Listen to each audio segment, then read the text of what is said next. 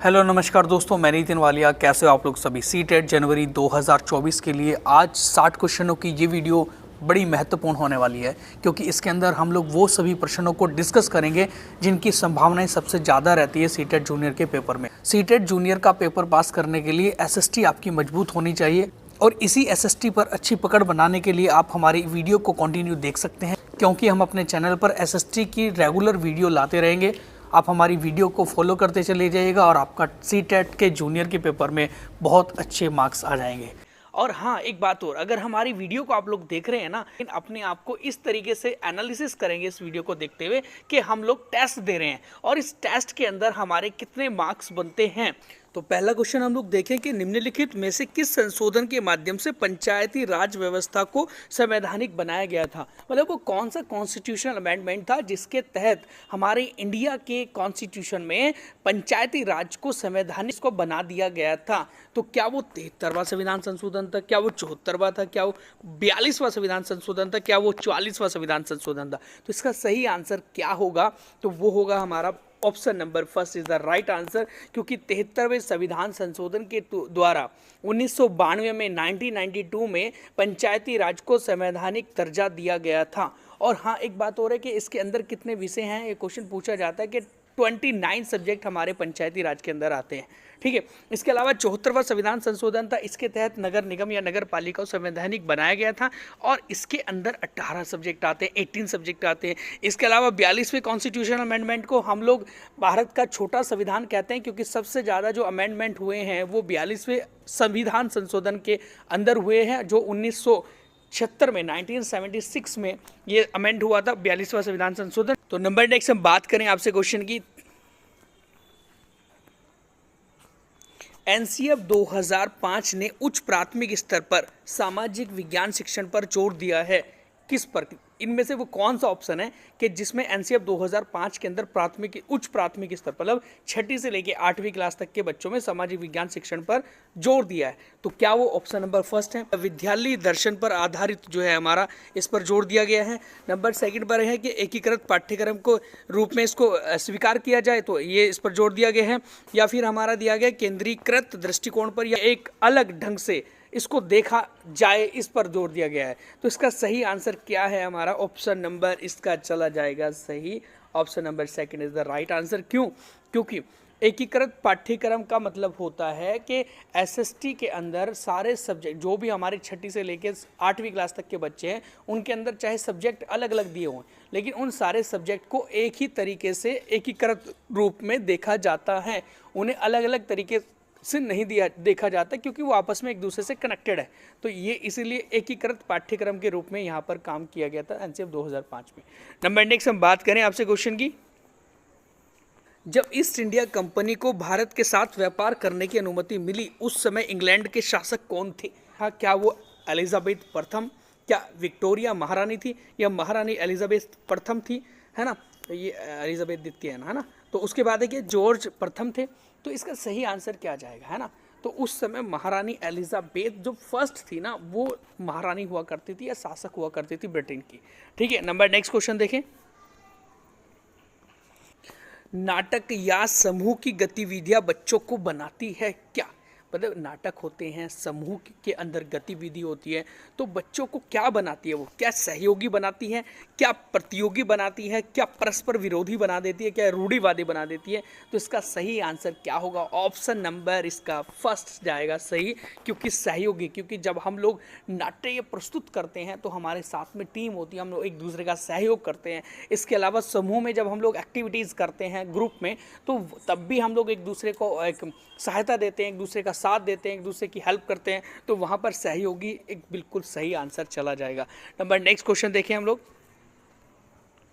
बच्चों के समाजीकरण से अर्थ है कि वह निम्नलिखित में से क्या करने में सक्षम हो जाता है। ऑप्शन नंबर फर्स्ट है वातावरण को समायोजित करने में और उसके अनुकूल होने में, क्या ये सही है। ऑप्शन नंबर सेकंड है हमारा, क्या अपने बनाए मापदंडों मतलब अपने बनाए रूल रेगुलेशन का पालन करने में। उसके अलावा ऑप्शन नंबर थर्ड है समाज के लिए मानदंडों को बनाने में। ऑप्शन नंबर फोर्थ हमारा अपने आसपास बड़ों का आदर करने में। तो इसका सही आंसर क्या जाएगा, जब बच्चा एक समाजीकरण की पीढ़ी की और बढ़ता है या फिर उसके और कदम रखता है, तो यहाँ पर सही आंसर चला जाएगा option number first is the right answer. Because क्योंकि यहाँ पर वातावरण को समायोजित कर रहा है, क्योंकि वो एनवायरनमेंट जो भी हमारे आसपास का एरिया है उसको वो एक क्या कर रहा है, समायोजित कर रहा है, उसमें वो घुल मिल रहा है और उसके अनुकूल हो रहा है। तो यहाँ पर ये सही आंसर चला जाएगा। नेक्स्ट क्वेश्चन देखिए, सामाजिक विज्ञान की पाठ्य पुस्तकों की प्रकृति कैसी होनी चाहिए, मतलब कैसा नेचर होना चाहिए हमारा एसएसटी की एक करिकुलम का। तो क्या वो केंद्रीकृत होना चाहिए, क्या वो मुख्यतः राजनीति पर आधारित होना चाहिए, या विकेंद्रीकृत होना चाहिए, या कि फिर कल्पनाशील होना चाहिए। तो इसका सही आंसर जो होगा वो क्या होगा आपकी तरफ से, और मैंने आपको बोला है कि आपका टेस्ट चल रहा है और इस टेस्ट में कितने आपके मार्क्स बनते हैं तो वो भी आप लोग देखेंगे, है ना। तो यहाँ हम लोग देखेंगे इसका सबसे सही आंसर है वो है विकेंद्रीकरण। विकेंद्रीकरण का मतलब होता है अलग अलग जो समूह में या अलग अलग लोगों पर एक जो बिल्कुल ध्यान दिया जाए, सत्ता दी जाए, तो वो हमारा सही आंसर चला जाएगा, ना कि केंद्रीकरण। इसका विकेंद्रीकरण डिसेंट्रलाइज जिसे कहते हैं हम लोग। नंबर नेक्स्ट क्वेश्चन है,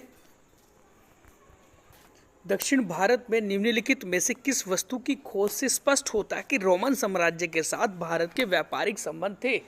रोमन साम्राज्य मतलब एक हमारा रोम, जिसे इटली वाला एरिया हम लोग कहते हैं, वहाँ के संबंध भारत से थे। कौन सी हमें चीज़ से पता लगता है, क्या वो सोने के सिक्के से, क्या मसालों से, काली मिर्च से, कीमती पत्थरों से पता लगता है। जिसका सही आंसर क्या होगा, देखो जिस समय हमें प्राप्त हुए हैं कुछ रोमन साम्राज्य से संबंधित सोने के सिक्के दक्षिण भारत से, तो वहाँ से हमें पता लगा कि हमारा जो व्यापारिक संबंध रहा है वो रोमन साम्राज्य से रहा है दक्षिण भारत का। तो सही आंसर है option number first. Next question हम लोग देखें, अधिगम का रचनात्मक सिद्धांत जिसे करके सिखाना या सक्रिय सिखाना कहा जाता है, इस उससे अधिगम के निम्न रूपों में से किसमें मदद मिलती है। तो यहाँ ध्यान रखेंगे कि अधिगम का मतलब होता है लर्निंग।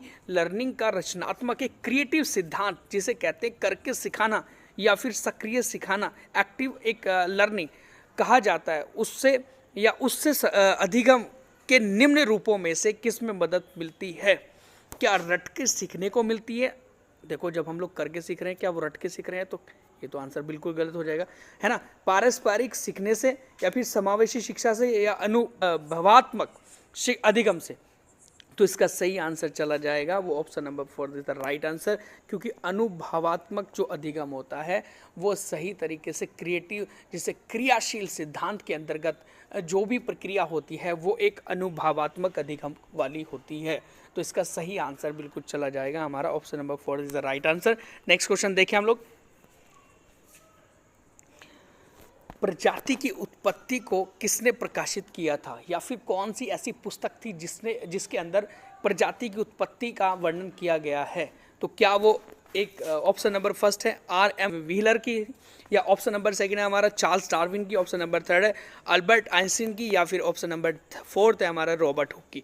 तो इसका सही आंसर क्या होगा, option number second is the right answer. क्यों, क्योंकि चार्ल्स डार्विन ने 1859 में 59 में एक पुस्तक लिखी थी नेचुरल सिलेक्शन, और चार्ल्स डार्विन ने यहाँ पर प्रजाति की उत्पत्ति के बारे में प्रकाशित किया था उसके अंदर। नंबर नेक्स्ट हम बात करें, तमिल क्षेत्र में भूमिहीन मजदूरों के रूप में जाने जाते थे। मतलब तमिल जो हमारा क्षेत्र है जिसे मद्रास वाला रीजन हम लोग कहते हैं, तो उसके अंदर जो एक मजदूर लोग थे या फिर भूमिहीन मजदूर थे जिनके पास भूमि नहीं थी, उनको किस नाम से जाना जाता था, क्या वेल्लार, क्या केडिसियार, क्या फिर उणवार, या फिर आदिमाई। तो इनको सही, इसका सही आंसर क्या होगा, उनको जाना जाता था केडी या केडे सियार के नाम से। तो ये थे वो भूमिहीन, वो जो मजदूर हुआ करते थे जिनके पास जमीन नहीं हुआ करती थी। नंबर नेक्स्ट क्वेश्चन है, निम्नलिखित शहरों में से किस शहर में कुव्वत उल इस्लाम मस्जिद है स्थित है। देखो कुव्वत उल इस्लाम मस्जिद हमारे इंडिया के अंदर बनाई गई पहली इस्लामिक मस्जिद थी, और ये मस्जिद जो है कुतुबुद्दीन ऐबक ने बनाई थी। और कौन से स्थान पर ये स्थित है, आगरा में, लखनऊ में, हैदराबाद या दिल्ली। तो दिल्ली में अपनी सत्ता स्थापित करी थी उसने, तो दिल्ली में ही कहीं ना कहीं पर कुव्वत उल इस्लाम मस्जिद का निर्माण भी उसने करा होगा। तो ऑप्शन नंबर 4 इसका सही है, दिल्ली। नंबर नेक्स्ट क्वेश्चन है, सामाजिक विज्ञान की कक्षा में किसी विषय पर वाद विवाद या विचार विमर्श डिबेट करने में निम्नलिखित में से क्या लाभ मिलेगा हमें? तो क्या लाभ मिलेगा भाई डिबेट करने से? क्या ऑप्शन नंबर फर्स्ट है किसी भी मुद्दे के बारे में विचार समाज शोधन करना। फिर ऑप्शन नंबर सेकंड है हमारा अंतिम परीक्षा के लिए छात्रों को तैयार करना। ऑप्शन नंबर फोर्थ है कि बात करने के लिए छात्रों की इच्छा को संतुष्ट करना। ऑप्शन नंबर फोर्थ है कि शिक्षण के बोझ को शिक्षक द्वारा काबू में करना। तो इसका सही आंसर क्या जाएगा? Option number first is the right answer, क्योंकि किसी भी मुद्दे पर हम लोग जब विचार विमर्श करते हैं तो वहाँ पर समाशोधन होता है। तो एक हम कह सकते हैं एक कुछ रिजल्ट निकलता है जब डिबेट होती है। तो सही आंसर है option number first. Next question है हमारा। ओके, क्वेश्चन है हमारा कि शिक्षकों के द्वारा निम्न में से कौन सी विधि नियोजित करने से छात्रों को विवेचनात्मक चिंतन में मदद मिलती है? उसके विवेचनात्मक चिंतन में मदद मिलती है, चिंतन करेगा है ना, कंसर्न करेगा। तो कौन सा ऐसा पॉइंट है इसमें? तो ऑप्शन नंबर फर्स्ट है हमारा पाठ्य पुस्तकों में के प्रत्येक प्रश्न को हल करने के लिए कहना, या फिर ऑप्शन नंबर सेकंड है हमारा व्यक्तिगत प्रश्नों पर ध्यान केंद्रित करने के लिए कहना, या ऑप्शन नंबर फोर्थ है हमारा कि वो जो मुक्तोत्तर प्रश्न होते हैं ना उनको पूछना। उसके बाद ऑप्शन नंबर फोर्थ है हमारा परिमितोत्तर प्रश्न जो है फिनिट जिसे क्वेश्चन कहते हैं को प्रश्न को पूछना। तो जब चिंतन की बात आ रही है और विवेचनात्मक चिंतन की बात आ रही है तो यहाँ पर तो चीज़ों को सोचा जाएगा, ज़्यादा गहराई में सोचा जाएगा, चिंतन किया जाएगा, कंसर्न किया जाएगा। तो ऐसे कौन से प्रश्न हो सकते हैं? तो वो प्रश्न होंगे हमारे option number second is the right answer, third is the right answer, क्योंकि मुक्तोत्तर प्रश्न जो है हमारे जो ओपन एंडेड प्रश्न हमारे कहला रहे हैं तो वो होंगे इसमें इसका सही आंसर, जहाँ पर चिंतन करने का हमें मौका मिलेगा। नंबर नेक्स्ट क्वेश्चन हम लोग देखें। शिक्षा का अधिकार अधिनियम 2009 नियमों के अनुसार उच्च प्राथमिक स्तर के लिए शिक्षक छात्र अनुपात हेतु निम्नलिखित में से कौन से अनुपात की सिफारिश की गई है? तो मतलब शिक्षा का अधिकार अधिनियम आया था 2009 में, जिसमें कहा गया था कि एक उच्च प्राथमिक शिक्षक जो होता है उसके मतलब एक शिक्षक जो होता है वो कितने बच्चों पर होगा, तो वो अनुपात कितना होगा? वो option number first is the right answer है, क्योंकि 1:35 होता है। 35 बच्चों पर एक शिक्षक होना अनिवार्य बात की गई थी। और इसके अलावा अगर प्राथमिक स्तर पर ये क्वेश्चन पूछ लिया जाता कि प्राथमिक स्तर पर या 1 से लेकर 5वीं तक के जो बच्चे होते हैं उसमें कितने बच्चों पर एक शिक्षक होना अनिवार्य है, तो वो था 40 बच्चों पर एक शिक्षक। तो 1:40 का रहता है प्राथमिक स्तर पर। नंबर नेक्स्ट क्वेश्चन देखें हम लोग। ग्लोब, बहुत ही बढ़िया क्वेश्चन है। ग्लोब सहायक होते हैं, मतलब जो ग्लोब होते हैं ना गोलाकार आकृति जैसे हमें दिखाई दे रहे हैं ना, तो वो जो ग्लोब होते हैं वो किस में सहायता करते हैं? ऑप्शन नंबर फर्स्ट है महाद्वीपों की अनुपातित आकृति और आकार दिखाने में। ऑप्शन नंबर सेकंड है कि विभिन्न संगठन के मुख्यालय को पहचानने में। उसके बाद ऑप्शन नंबर थर्ड है कि दुनिया के विभिन्न देशों द्वारा किए जाने वाले भूमि के उपयोग को दिखाने में। या ऑप्शन नंबर फोर्थ है वर्षा के नमूनों की भविष्यवाणी करने में। तो इसका सही आंसर क्या जा रहा है? तो आप भी सोच रहे होंगे आंसर, तो इसका सही आंसर जो होगा वो ऑप्शन नंबर फर्स्ट है हमारा, बिल्कुल राइट आंसर है। महाद्वीपों की अनुपातित आकृति को और आकार को दिखाने पे, जो हमारे कॉन्टिनेंट होते हैं, जो हमारी कंट्रीज होती है, उनकी आकृति, उनका साइज है ना, उनकी स्थिति कहाँ पर वो स्थित है, तो वो सारी चीज़ें दिखाने में ग्लोब हमारी मदद करता है। नंबर नेक्स्ट क्वेश्चन है, भूमि धारक समाज का उद्देश्य क्या था? जमींदारों के हितों की रक्षा करना, ब्रिटिश के हितों की रक्षा करना, भूमिहीन मजदूरों की हितों की रक्षा करना, या फिर हिंदू जमींदारों के हितों की रक्षा करना। तो इसका सही आंसर क्या जाएगा मेरे भाई? तो इसका सही आंसर होगा option number first is the right answer.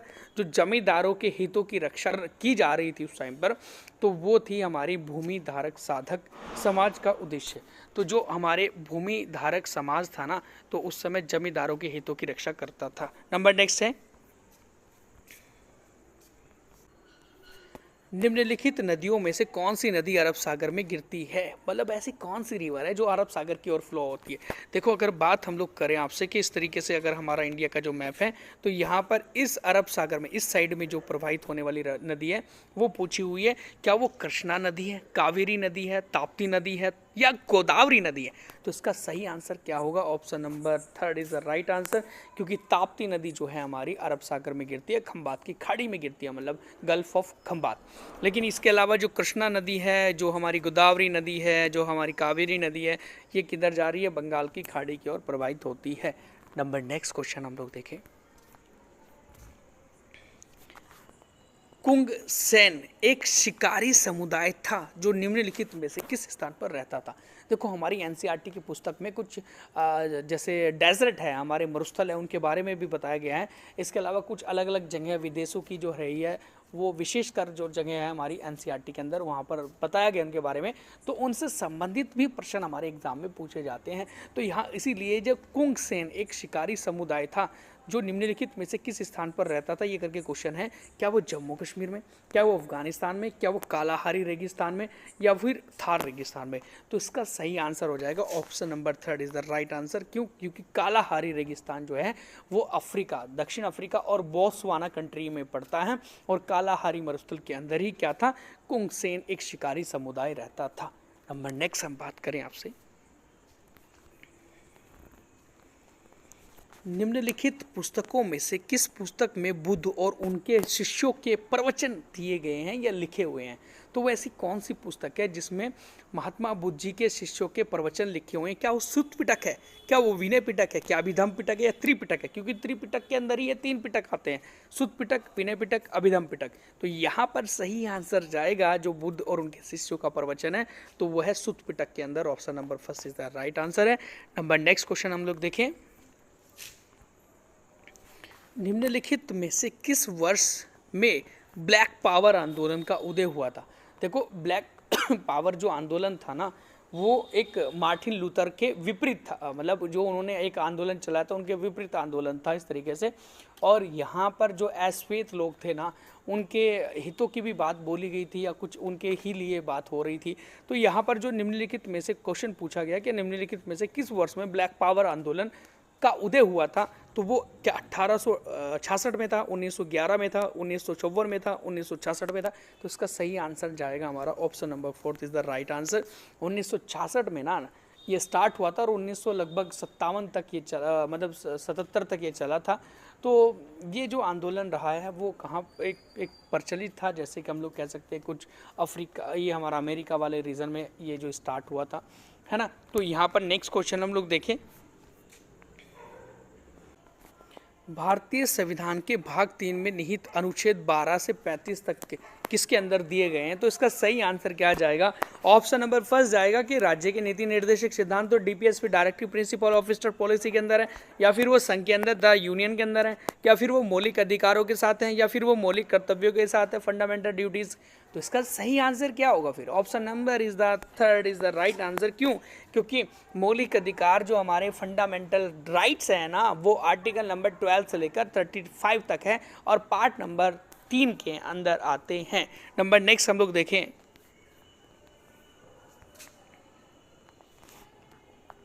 निम्नलिखित में से क्या लोकतांत्रिक मूल्यों का समकालीन नहीं है? देखो, लोकतांत्रिक मूल्यों मतलब जो हमारी डेमोक्रेटिक वैल्यूज होती है उसके समकालीन, उसके रिलेटिव नहीं होगा। तो क्या ऑप्शन नंबर फर्स्ट है कि निर्णय लेने में जनता की भागीदारी, ऑप्शन नंबर सेकेंड है कि शक्ति का केंद्रीकरण, ऑप्शन नंबर फोर्थ है कि समान मतदान का अधिकार, या ऑप्शन नंबर फोर्थ है विविधता का सुविधा।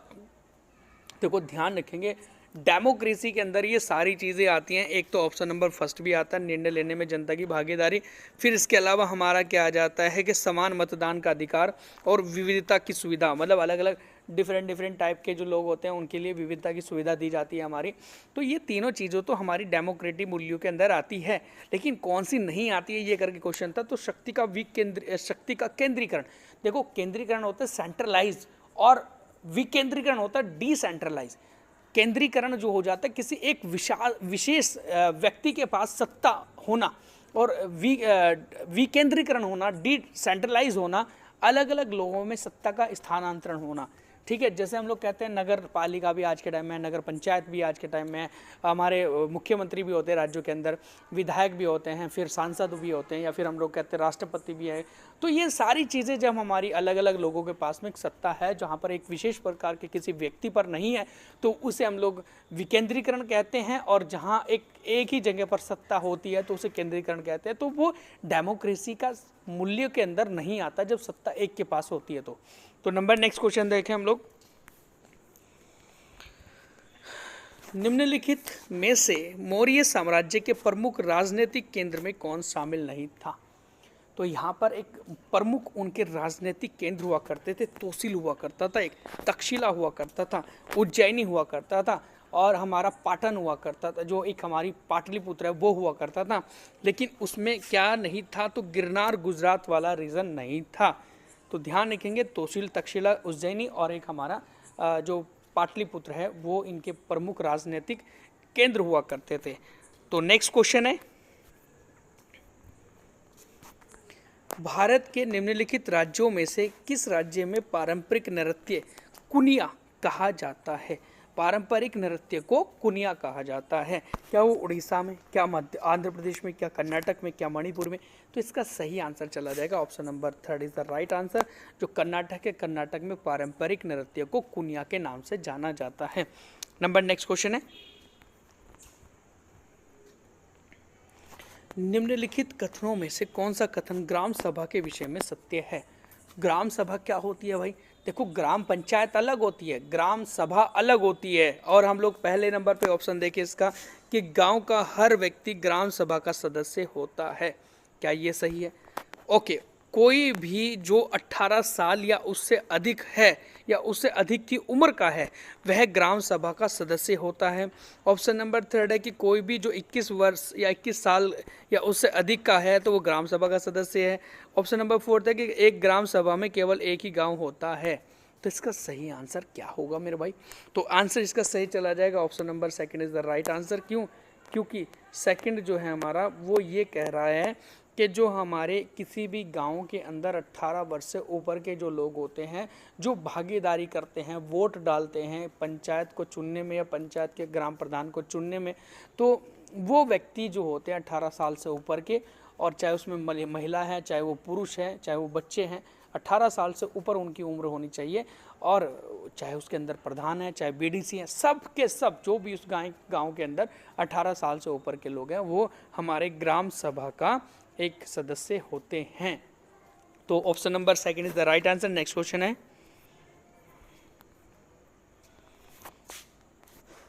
मौसम वैज्ञानिक निम्नलिखित क्षेत्रों में से किस क्षेत्र की गतिविधियों के आधार पर मौसम का अनुमान या पूर्वानुमान लगाते हैं, पहले ही अनुमान लगा लेते हैं। तो इसका सही आंसर क्या होगा?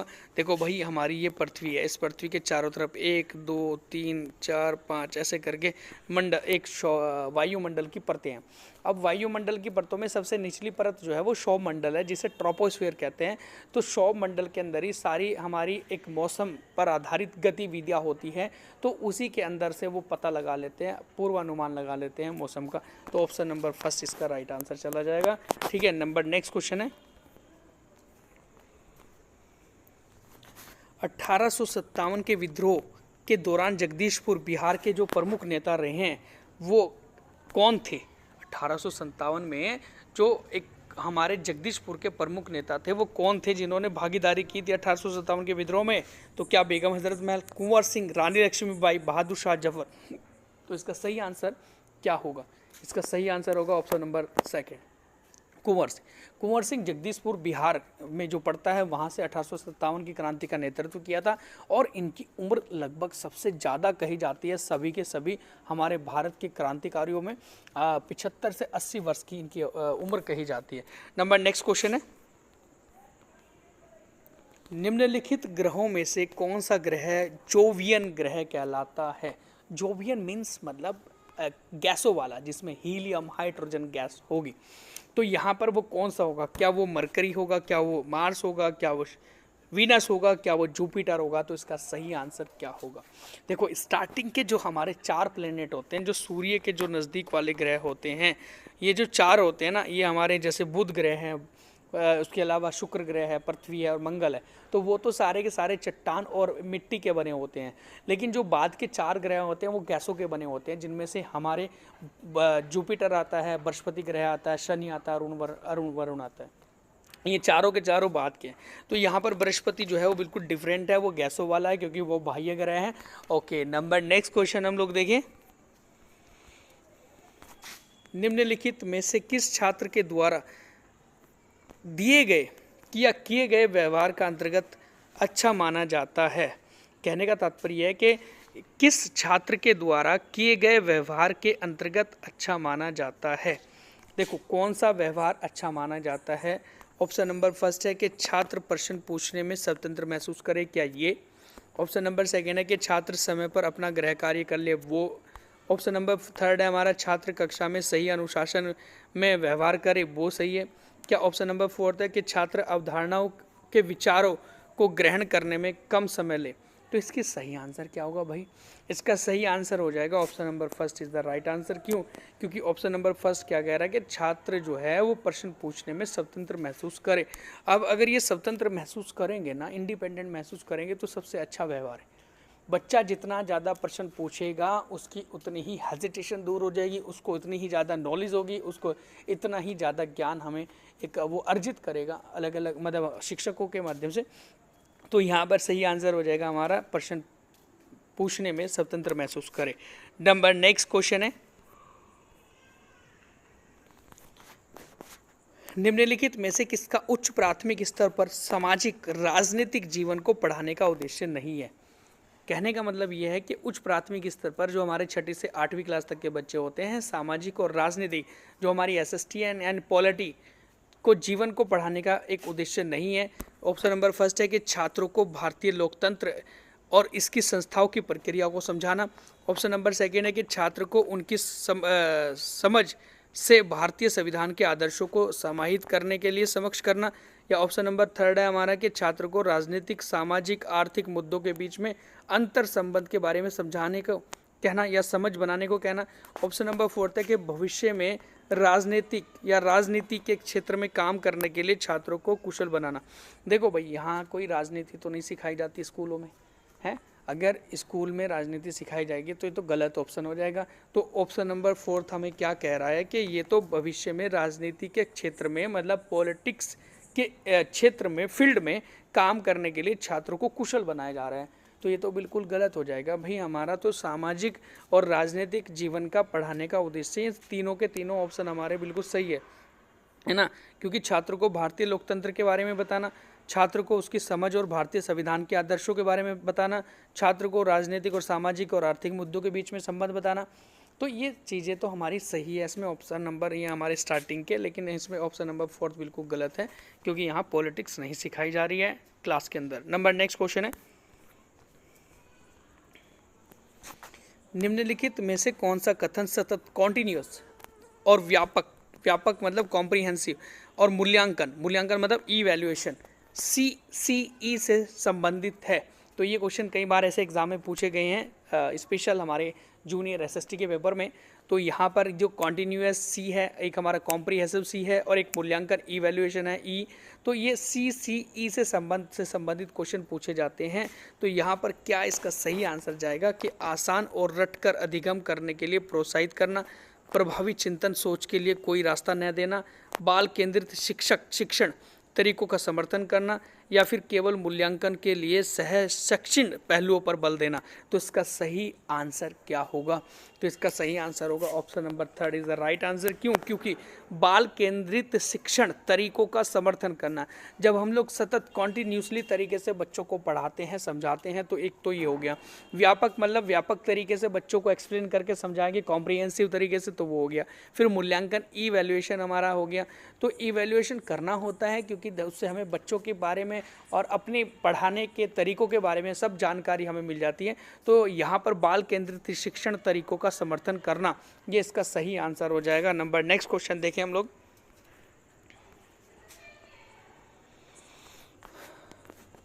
शिक्षण अधिगम प्रक्रिया के दौरान CCE मतलब हमारा जो अभी इससे पहले हमने क्वेश्चन करा है, एक तो कॉन्टिन्यूसली, एक हमारी कॉम्प्रिहेंसिव और एक इवैल्यूएशन। मूल्यांकन करने में निम्नलिखित में से किस प्रकार मदद करता है?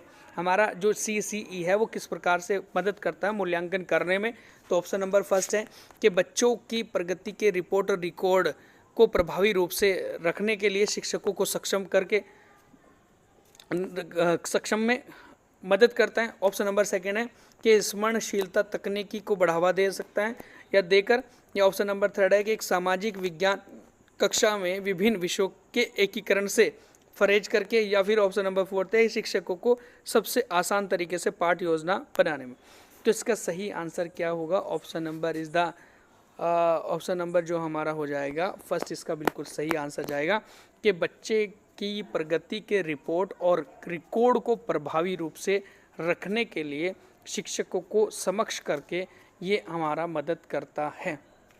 ऑप्शन नंबर नेक्स्ट है, निम्न में से किस सदन में अध्यक्ष के लिए न्यूनतम आयु पात्रता अपने सदस्यों से अलग होती है? देखो भाई, यहाँ कहने का तात्पर्य यह है कि कौन से सदन के जो अध्यक्ष होते हैं, चेयरमैन होते हैं, उसकी उम्र या उसकी एज जो होती है उसके सदस्यों से ज़्यादा होती है या डिफरेंट होती है। तो लोकसभा के होती है क्या, राज्यसभा के होती है क्या, विधानसभा लेजिस्लेटिव असेंबली की होती है क्या, विधान परिषद लेजिस्लेटिव काउंसिल के सदस्यों की होती है क्या? तो इसका सही आंसर क्या जाएगा हमारा? देखो, लोकसभा में जो सदस्य होते हैं वो तो 25 साल उनकी उम्र होती है, और जो लोकसभा के अध्यक्ष होते हैं तो उनकी भी 25 साल होती है। राज्यसभा में जो सदस्य होते हैं उनकी उम्र जो होती है निम्नतम सदस्य बनने की वो 30 वर्ष होती है, लेकिन राज्यसभा का जो अध्यक्ष होता है या पदेन सभापति होता है वो भारत का उपराष्ट्रपति होता है, और उपराष्ट्रपति की निम्नतम आयु 35 वर्ष होती है। तो राज्यसभा के सदस्य 30 वर्ष में की निम्नतम आयु होती है, और राज्यसभा के जो अध्यक्ष होते हैं उनकी निम्नतम आयु 35 वर्ष होती है। तो ये डिफरेंट है दोनों में, तो ये आंसर चला जाएगा Rajya Sabha is the right answer. Number next question है,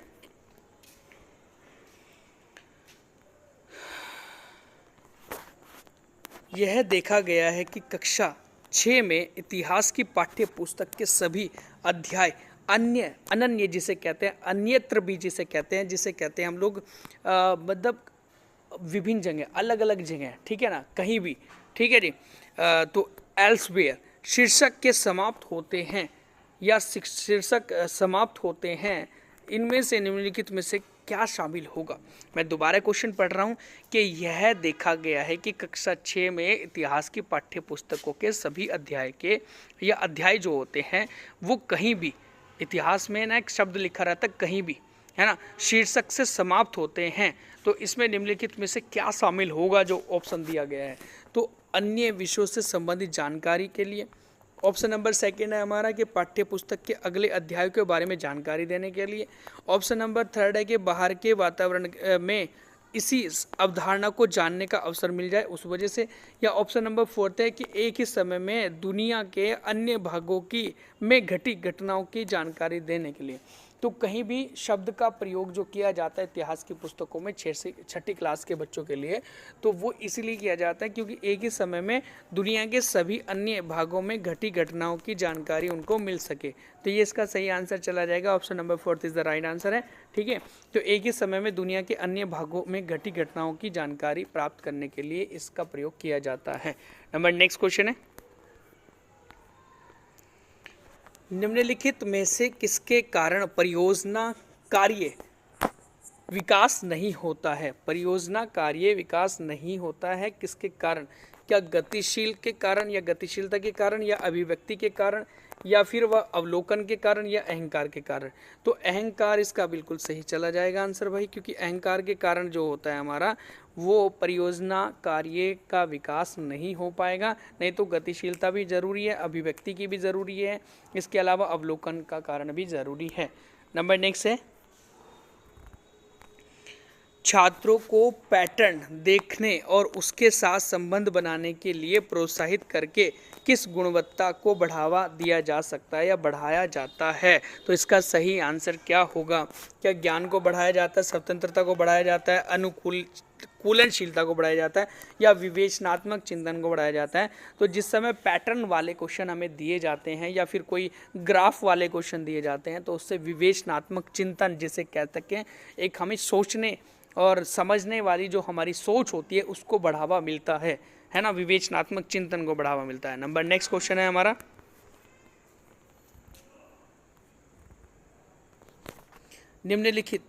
निम्नलिखित विशेषताओं में से कौन सी विशेषता सामाजिक विज्ञान की पाठ्य पुस्तकों का प्रतिनिधित्व करती है। मतलब इनमें से कौन सी ऐसी विशेषता है जो हमारी एसएससी की करिकुलम की प्रतिनिधित्व करती है।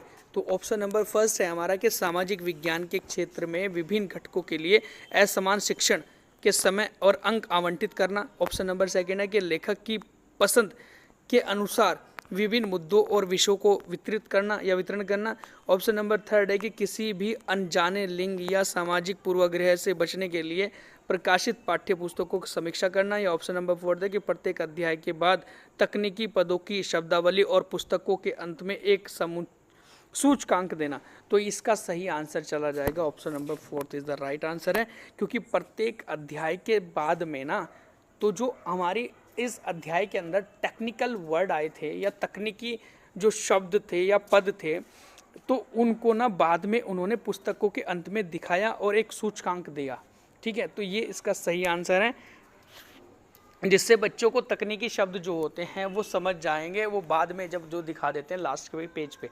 ठीक है, तो ये इसका सही आंसर हो जाएगा। नंबर नेक्स्ट हम बात करें आपसे क्वेश्चन की, वो है हमारा कि उच्च प्राथमिक कक्षा है ना, उच्च प्राथमिक कक्षा के लिए सामाजिक विज्ञान के छात्र में निम्नलिखित में से किसको कौशल विकसित किए जाने की आवश्यकता नहीं है।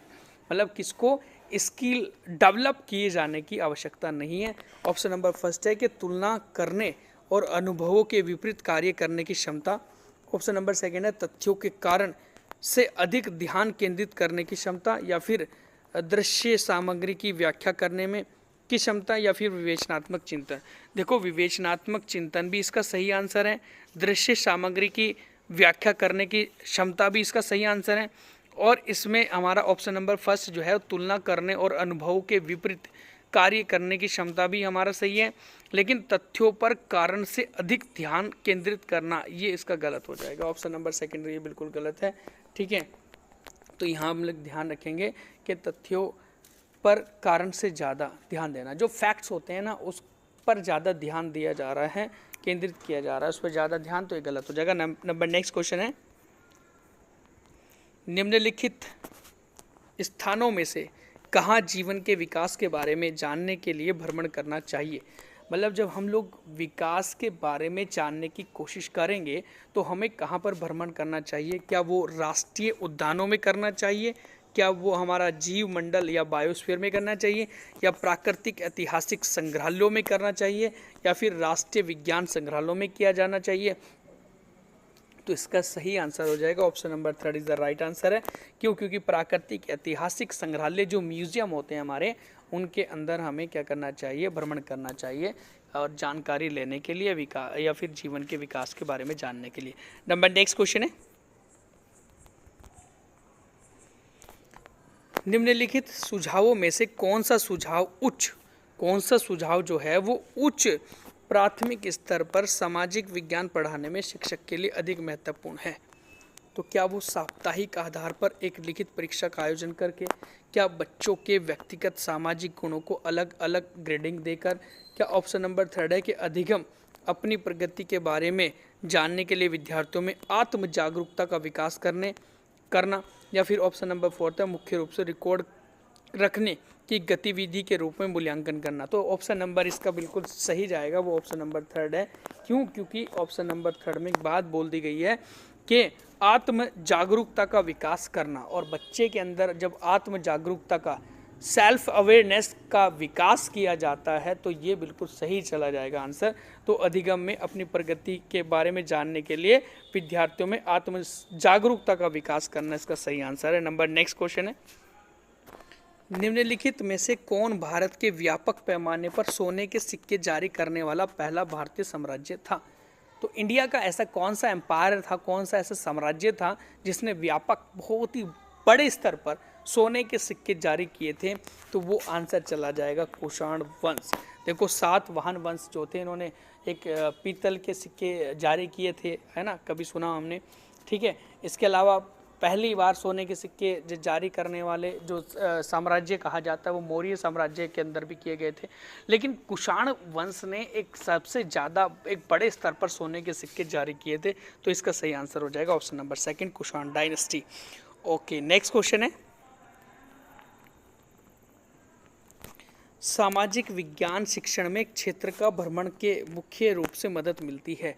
मतलब एसएसटी के शिक्षण में क्षेत्र का जब भ्रमण करते हैं तो कौन सी जगह पर या किस वजह से हमें मदद मिलती है। तो ऑप्शन नंबर फर्स्ट है कि नीरस मतलब एक हम कह सकते हैं बिना रस वाला, है ना। तो शिक्षण अधिगम प्रक्रिया में परिवर्तन कराने में, या ऑप्शन नंबर सेकेंड है हमारा कि शिक्षक के लिए विषयों को पढ़ाने के लिए आसान बनाने में, या ऑप्शन नंबर सेकेंड है संस्कृतियों का पहला अनुभव प्रदान करने में, या ऑप्शन नंबर फोर्थ है कि विभिन्न शासकों के काम की तुलना करने में। तो इसका सही आंसर चला जाएगा option number third is the right answer है। क्योंकि जब हम लोग क्या करेंगे एसएसटी के अंदर क्षेत्र का भ्रमण करते अलग अलग राज्यों में जाएंगे, अलग अलग जगह पर जाएंगे, अलग अलग क्षेत्र की संस्कृति को जानेंगे, तो यहाँ संस्कृतियों का पहला अनुभव प्रदान किया जाएगा। तो ऑप्शन नंबर थर्ड इसका सही आंसर चला जाएगा। नंबर नेक्स्ट क्वेश्चन है, निम्नलिखित में से शिक्षण अधिगम प्रक्रिया के दौरान प्रश्न उत्तर तकनीकी महत्वपूर्ण उपयोगी है जिसमें किया जाता है, या जो प्रश्न उत्तर तकनीकी का महत्वपूर्ण उपयोग होता है जिसमें किया जाता है क्या, तो क्या किया जाएगा, अनुमान पर आधारित कार्य को प्रोत्साहित करने में। ऑप्शन नंबर सेकेंड है कक्षा को परेशान करने में, छात्रों को उलझाना। ऑप्शन नंबर थर्ड है हमारा कि पहले छात्रों को भ्रमित कर देना, फिर उसके बाद में अवधारणा को स्पष्ट करना, कि पहले भ्रमित कर दिया जाता है फिर उसके बाद उसे समझाया जाता है और टीचर अपने आप को फिर बहुत कुछ समझने लग जाता है। ठीक है, तो ऑप्शन नंबर क्या फोर्थ है कि छात्रों के द्वारा उत्तर की उत्पत्ति और उनकी सीमाओं के विषय में जानकारी देना। ठीक है, ये बिल्कुल सही आंसर चला जाएगा। क्यों? क्योंकि यहाँ पर छात्रों के द्वारा उत्तर की उत्पत्ति, एक आंसर की उत्पत्ति कैसे हुई है या उनकी सीमाओं के विषय में कहाँ तक वो उत्तर दे पा रहे हैं, कहाँ नहीं दे पा रहे हैं, तो ये इसको जानना या इसको जानकारी देना, तो इसका सही आंसर चला जाएगा। तो ध्यान रखेंगे, क्वेश्चन एक बार फिर पढ़ लो कि निम्नलिखित शिक्षण अधिगम प्रक्रिया के दौरान जो प्रश्न उत्तर तकनीक होती है वो महत्वपूर्ण होती है। ऐसा क्यों होता है? क्योंकि हमने बता दिया आपको ऑप्शन नंबर 4 में छात्रों के द्वारा उत्तर की उत्पत्ति और सीमा के विषय में जानकारी देना। नंबर नेक्स्ट क्वेश्चन है, आग्नेय चट्टानों के बारे में निम्नलिखित कथनों में से कौन सा सही नहीं है? इग्नियस रॉक के बारे में। चट्टानें हमारी 3 प्रकार की होती हैं, एक तो इग्नियस होती है, सेडिमेंट्री होती है अवसादी, और इसके अलावा थर्ड नंबर की होती है कायांतित, जिसे मेटामॉर्फिक हम लोग कहते हैं। तो यहाँ पर इसमें पूछा गया कि आग्नेय चट्टानों के बारे में निम्नलिखित कथनों में से कौन सा सही नहीं है। तो यहाँ हम लोग देखिए, सबसे पहला पॉइंट है कि आग्नेय चट्टान मैग्मा के ठंडे होने और संपीड़न से बनते हैं। जी बिल्कुल सही आंसर है। ऑप्शन नंबर सेकेंड है कि आग्नेय चट्टानें प्राथमिक चट्टानें कहलाती है। जी भी ये भी बिल्कुल सही है। ऑप्शन नंबर थर्ड है कि आग्नेय चट्टानों की संरचना गैर क्रिस्टलीय होती है। ये बिल्कुल गलत हो जाएगा। और ग्रेनाइट आग्नेय चट्टानों का एक प्रकार होता है। जी बिल्कुल सही है। तो यहाँ पर थर्ड ऑप्शन इसका बिल्कुल गलत हो जाएगा। क्यों? क्योंकि थर्ड ऑप्शन में क्या कहा गया है कि आग्नेय चट्टानों की संरचना गैर क्रिस्टलीय होती है, लेकिन आग्नेय चट्टानें जो होती है ना वो क्रिस्टलीय होती है, चमकीली, क्रिस्टलीय, कठोर। ठीक है ना। तो यहाँ पर हम लोग ध्यान देंगे कि ऑप्शन नंबर थर्ड इसका गलत हो जाएगा और 3 आंसर इसके सही हैं। नंबर नेक्स्ट क्वेश्चन देखें,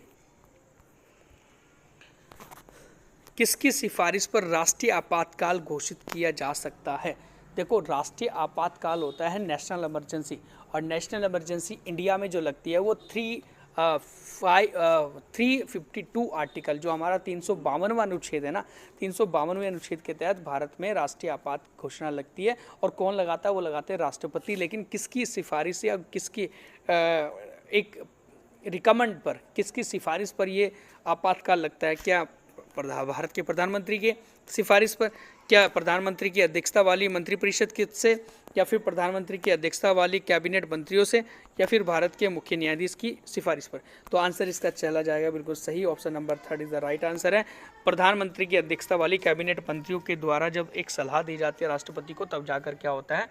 राष्ट्रीय आपात की घोषणा की जाती है। नंबर नेक्स्ट क्वेश्चन हम लोग देखें, भारतीय महिला संघ की पहली अध्यक्ष कौन थी? ये बड़ा महत्वपूर्ण क्वेश्चन है ना। तो इसकी पहली अध्यक्ष पूछी गई है कौन बनी थी, क्या वो सरला देवी चौधरानी थी, क्या रमाबाई थी, क्या एनी बेसेंट थी, क्या वो डोरोथी जिनराज डासो थी। देखो 1917 के आसपास में ना इसकी स्थापना हुई थी भारतीय महिला संघ की। तो इसकी अध्यक्ष जो बनी थी ना सबसे पहली वो थी, answer option number 4 is the right answer. ठीक है, तो Dorothy Jinraj Dasa. Number next question हम लोग देखें,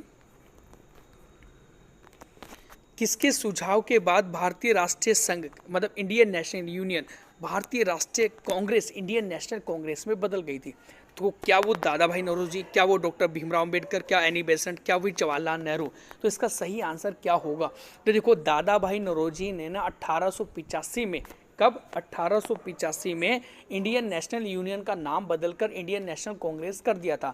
तो तब से इंडियन नेशनल कांग्रेस अस्तित्व में आई या फिर पार्टी बहुत उभर कर आई। और इसकी पहली समिट भी जो थी ना वो 1885 में हुई थी मुंबई के अंदर गोकुल ताज देशपाल संस्कृत विश्वविद्यालय के अंदर। और इसके पहले अध्यक्ष जो बने थे ना इंडियन नेशनल कांग्रेस के 1885 में, तो वो थे WC बनर्जी या व्योमेश चंद्र बनर्जी। और इंडियन नेशनल कांग्रेस के संस्थापक कौन थे? वो थे A.O. Hume. Number next question हम लोग देखें, निम्न में से अलग विकल्प चुनिएगा, अलग बिल्कुल डिफरेंट कौन सा है? तिथि का उल्लेख करने वाले प्रश्न, ठीक है, तिथि का उल्लेख करने वाले प्रश्न सही है।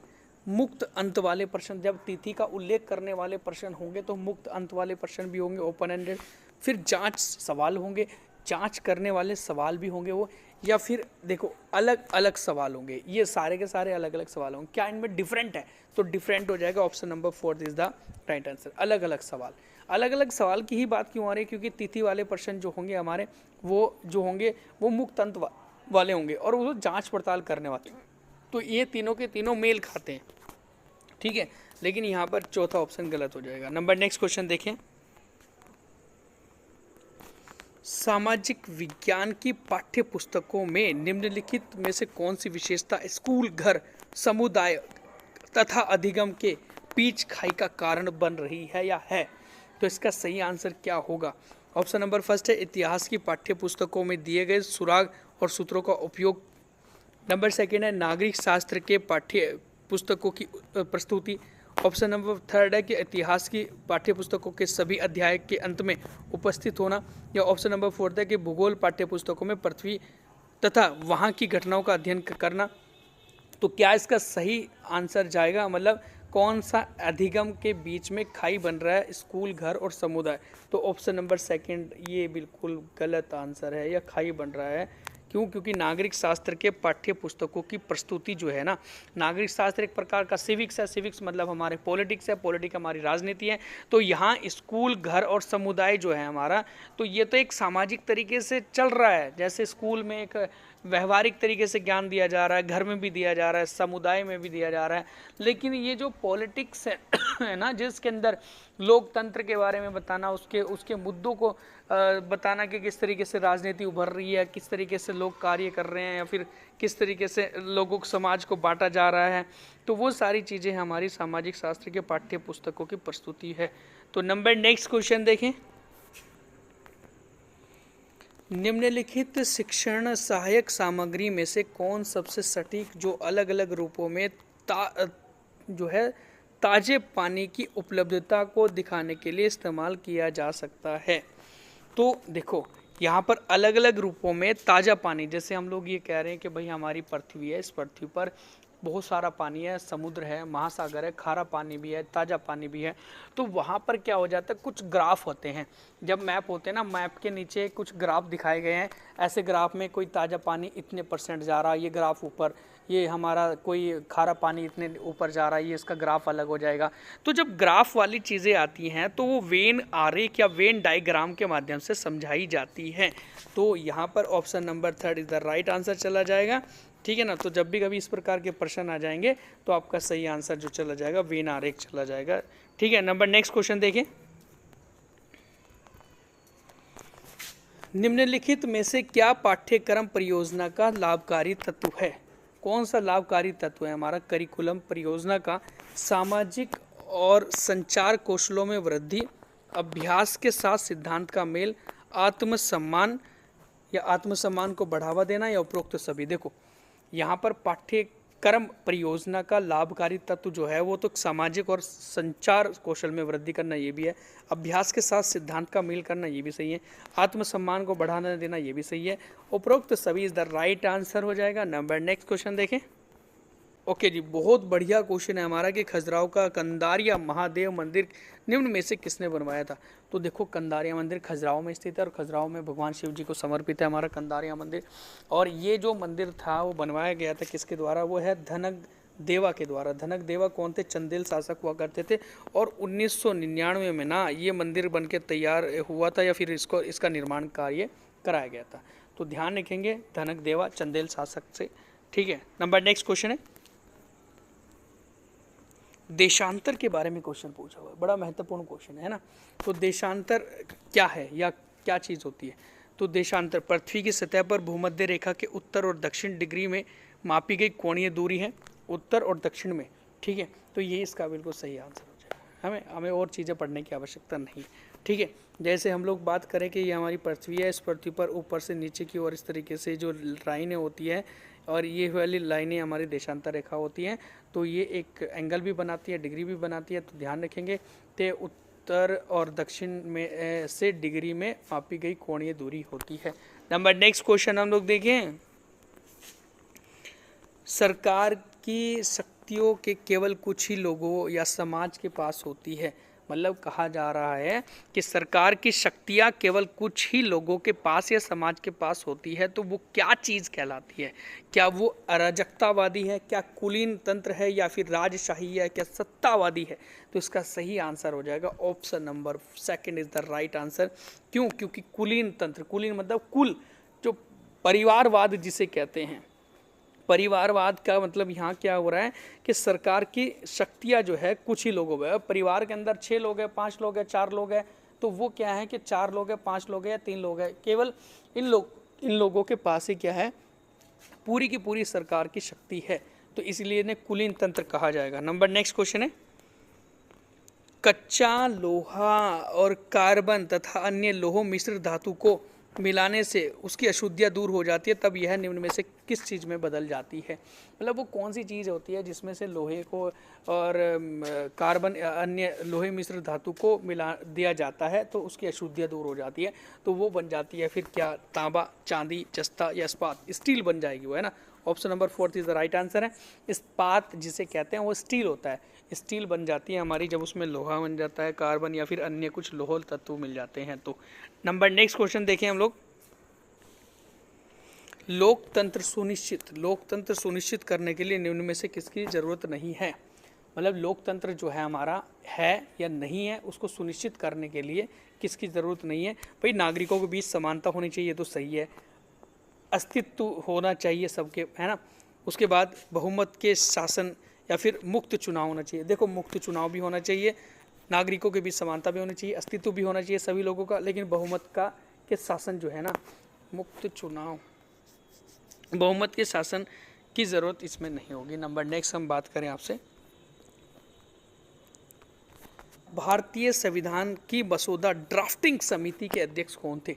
ड्राफ्टिंग मतलब मसौदा समिति, डॉक्टर बाबा साहेब भीमराव अम्बेडकर जो है। ऑप्शन नंबर इज द सही चला जाएगा सेकंड नंबर पे। क्यों, क्योंकि ध्यान रखेंगे राजगोपालाचारी नहीं है, डॉक्टर भीमराव अम्बेडकर मसौदा समिति जो भारतीय संविधान जिन्होंने लिखा था उस समिति के अध्यक्ष थे B R Ambedkar. Number next है,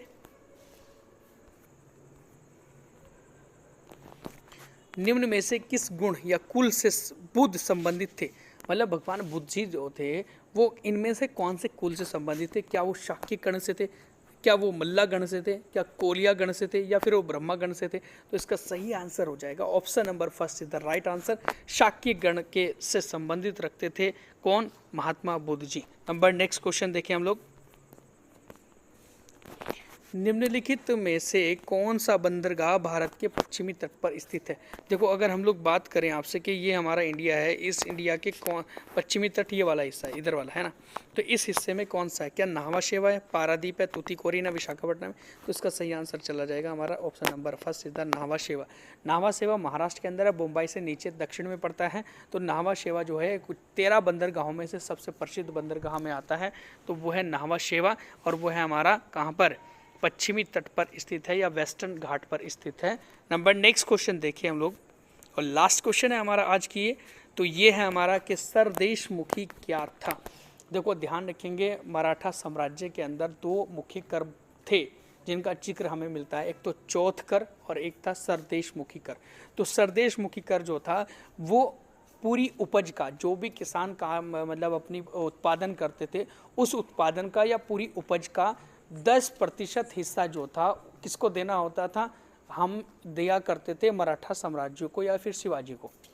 तो ऑप्शन नंबर इज द इसका चला जाएगा, third is the right answer के उत्तरी क्षेत्र में जमींदारों को भू राजस्व का 9 से 10% भुगतान जो है वो करना होगा या करना था। ठीक है, तो ये थे आज के हमारे 60 टॉप क्वेश्चन। और अगर आपको हमारी दी हुई जानकारी अच्छी लग रही है तो प्लीज़ हमारी इस मेहनत को रंग लाने के लिए हमारे चैनल को सब्सक्राइब करें, जिससे हम लोग ज़्यादा से ज़्यादा एफर्ट लगाकर आगे भी बहुत अच्छे तरीके से आप लोगों को एक नई दिशा या फिर एक नए मुकाम तक पहुंचाने में अपनी मदद करेंगे। And thank you so much.